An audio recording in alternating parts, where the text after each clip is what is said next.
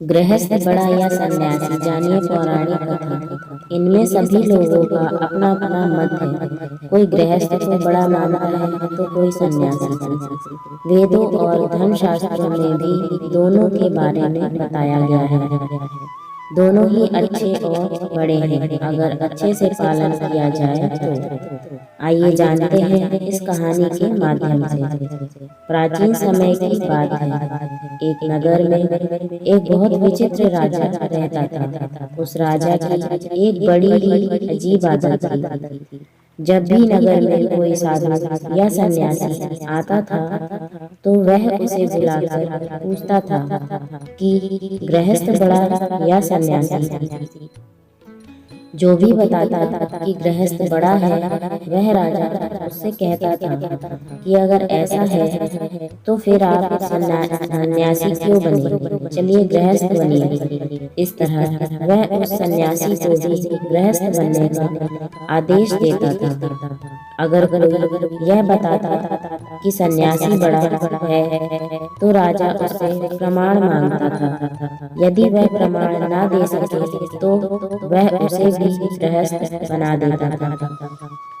इस तरह कई संताए और उन्हें सन्यासी से गृहस्थ बनना पड़ा। इसी बीच एक दिन नगर में एक महात्मा का आगमन हुआ। उसे भी राजा ने बुलवाया और आदतन अपना वही पुराना प्रश्न पूछा, गृहस्थ बड़ा या सन्यासी। महात्मा बोले, राजन, ना तो गृहस्थ बड़ा है ना ही सन्यासी। जो अपने धर्म का पालन करे वही बड़ा है। राजा बोला, चलो अच्छी बात है, लेकिन क्या आप अपने कथन को सत्य सिद्ध कर सकते हैं? महात्मा ने कहा, अवश्य, इसके लिए आपको मेरे साथ चलना होगा। राजा महात्मा के साथ चलने के लिए तैयार हो गया। दूसरे ही दिन दोनों घूमते घूमते दूसरे राज्य निकल गए। उस राज्य में राजकन्या का स्वयंवर हो रहा था। दूर दूर के राजा राजकुमार आए हुए थे। बड़े ही विशाल उत्सव का आयोजन किया गया था। राजा और महात्मा दोनों उस उत्सव में शामिल हो गए। स्वयंवर का शुभारंभ हुआ। राजकन्या राज दरबार में उपस्थित थी। वह बड़ी ही रूपवती और सुंदर थी। सभी राजा और राजकुमार स्तब्ध होकर उसे देख रहे थे और मन ही मन उसे पाने की कामना कर रहे थे। राजकन्या के पिता का कोई उत्तराधिकारी नहीं था, इसीलिए महाराज राजकन्या द्वारा स्वयंवरी राजकुमार को ही अपने राज्य का उत्तराधिकारी घोषित करने वाला था। राजकुमारी अपनी सखियों के साथ राजाओं के बीच घूमने लगी। वहां उपस्थित सभी राजाओं को देखने के पश्चात भी उसे कोई पसंद नहीं आया। राजा निराश होने लगे। राजकुमारी के पिता भी सोचने लगे कि स्वयंवर व्यर्थ ही जाएगा, क्योंकि राजकुमारी को तो कोई वर पसंद ही नहीं आया। तभी वहां एक तेजस्वी युवक सन्यासी का आगमन हुआ। सूर्य के समान उसका चेहरा कांति से चमक रहा था। तभी राजकुमारी की दृष्टि उस युवा सन्यासी पर पड़ी। देखते ही राजकुमारी ने अपनी वरमाला उसके गले में पहना दी। अचानक हुए इस स्वागत से वह युवा सन्यासी अचंभित और आश्चर्यचकित हो गया। उसने तुरंत वस्तु स्थिति को समझा और तत्क्षण उस माला को अपने गले से निकालते हुए कहा, हे देवी, क्या तुझे दिखाई नहीं देता? मैं एक सन्यासी हूँ। मुझसे विवाह के बारे में सोचना तेरी भूल है। तभी राजा ने सोचा, लगता है यह कोई भिखारी है जो विवाह करने से डर रहा है।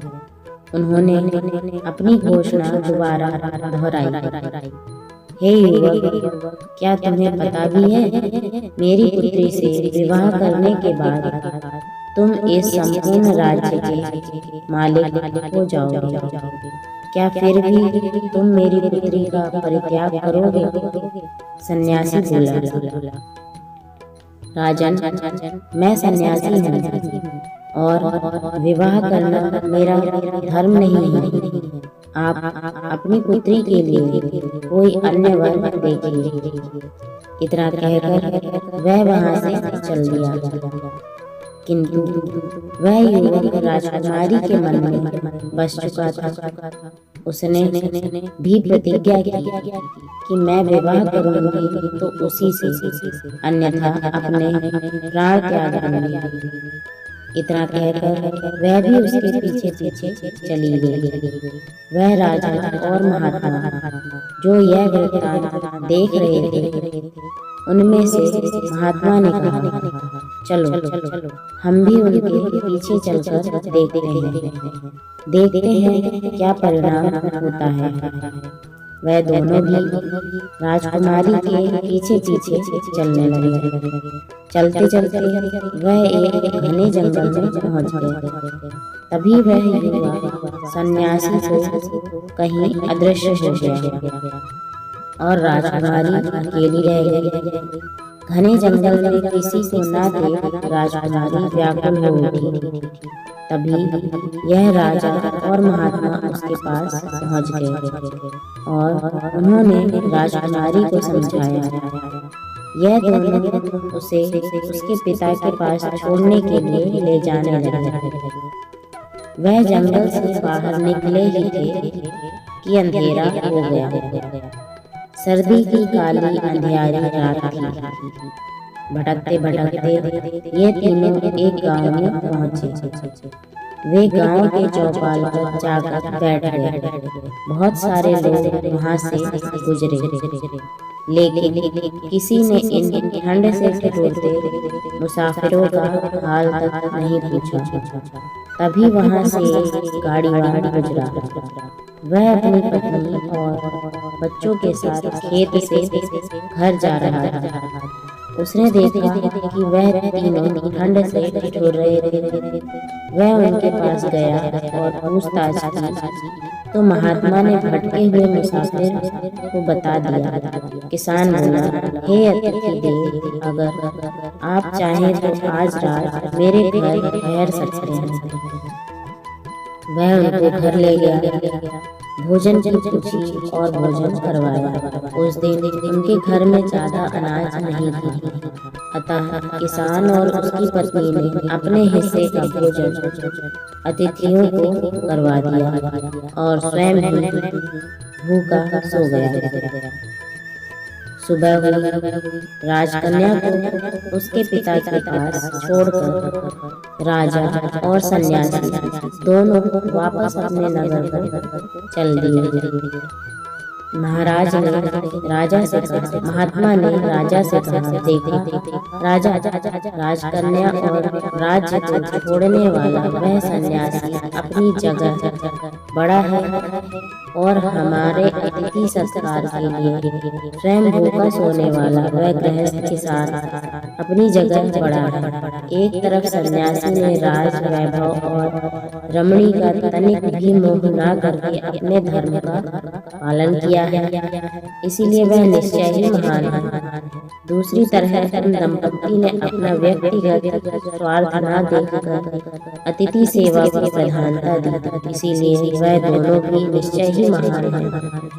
किसी भी देश, काल और परिस्थिति में अपने धर्म कर्तव्य का पालन करने वाला मनुष्य ही बड़ा होता है। फिर चाहे वह गृहस्थ हो या सन्यासी, कोई फर्क नहीं पड़ता। इस तरह महात्मा ने अपनी बात को सत्य सिद्ध किया और राजा भी उसकी इस बात और प्रमाण से संतुष्ट हो गया। भगवत गीता में भी जब भगवान श्री कृष्ण ने अर्जुन को ज्ञान, योग और संन्यास के बारे में बताया तो अर्जुन संन्यास और आकर्षित होने लगा। अर्जुन ने भगवान से पूछा, क्या आप मुझे यह बताएंगे कि मेरे लिए क्या श्रेष्ठ है? भगवान श्री कृष्ण ने धर्म और कर्तव्य को श्रेष्ठ बताया और बताया कि तुम्हारा धर्म क्षत्रिय है और युद्ध करना ही तुम्हारा कर्तव्य है। यदि मोहवश तुम युद्ध नहीं करोगे तो आने वाली पीढ़ियों से तुम्हें अपयश की प्राप्ति होगी और तुम्हारी उज्जवल कीर्ति नष्ट हो जाएगी। आपको यह कहानी कैसी लगी हमें जरूर बताएं।